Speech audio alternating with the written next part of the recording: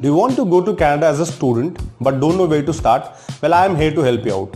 Hello everyone, I am Somvi Rawal. After going through the process myself, I know all the facets of it.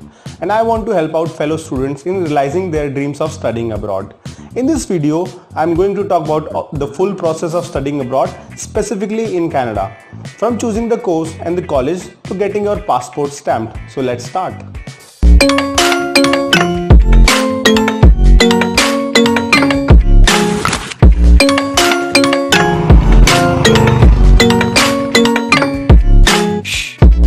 If you are watching this video, it means you have finally decided to pursue your education in Canada. Well, if you haven't, let me know so that I can make a separate video about choosing country for your dream education.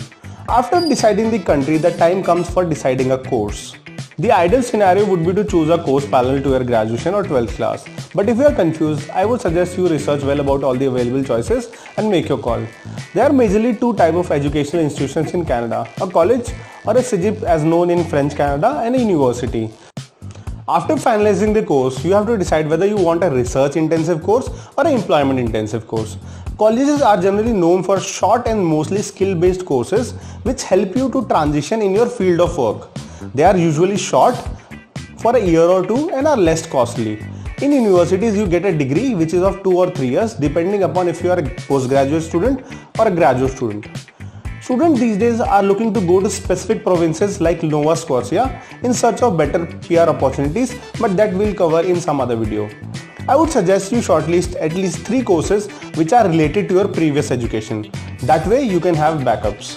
For example, a student who has done graduation in commerce can choose human resources, accounts, general business depending upon their interest, availability and job prospects.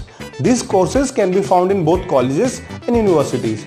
You can even go for a MBA degree if you have previous employment experience.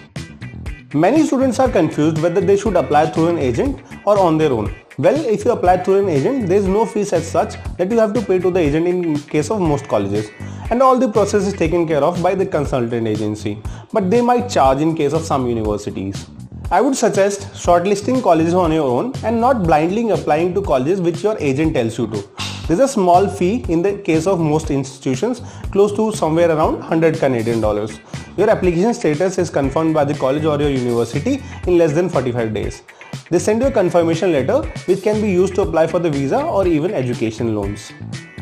After you have finalized the course, the next step is the application. It would require an IELTS academic scorecard and other educational documents. In India, currently there are 2 service providers, namely IDP and British Council. You can choose any according to your ease of access. The test is taken in 2 formats, namely pen and paper and computer based. If you want faster results, take the computer delivered IELTS. There are 4 modules in the test, namely listening, writing, reading and speaking. The test result is announced in 14 days and the scorecard, also known as the TRF, is delivered by Speed Post in another 7 days. You can use this to apply to your college of choice. The average fees for colleges in Canada is 18,000 Canadian dollars or 9 lakh rupees per year. Fees in university is little on the upper side. You can pay your fees through credit cards or bank wire transfers. It takes 3 to 4 days to reflect the delivery. The institution will give you a time frame of submitting the fees and the last date. Once the fees is submitted, you will receive intimation from the college and you can start with the further process. GIC or the Guaranteed Investment Certificate is a document that you need to attach to your visa file. The minimum amount that you need to put in your GIC account is 10,200 Canadian dollars. This document is needed to show your ableness to stay in the country and not be a liability to the Canadian government.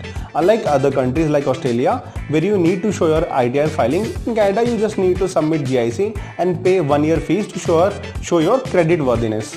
GIC account can be opened easily on the Scotia Bank's website. Scotia Bank is the preferred bank for GIC. I am attaching the link in description.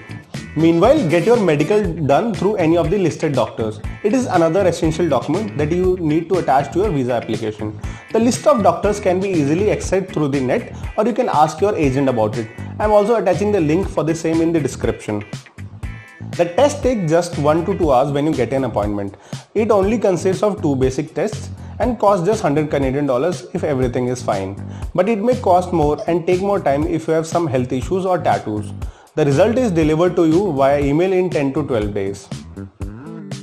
The SOP or the statement of purpose acts as a document where you tell everything about your educational journey and why you have chosen Canada and the course that you are going to do.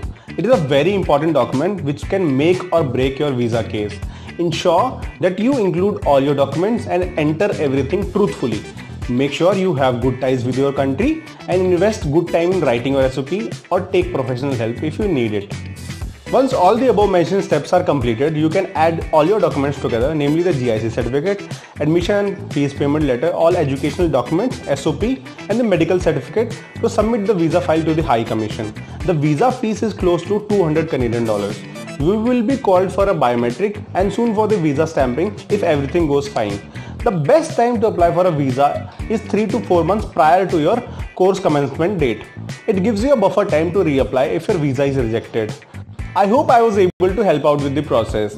Let me know if you have another questions regarding your education. If you like this video, then hit the like button and subscribe.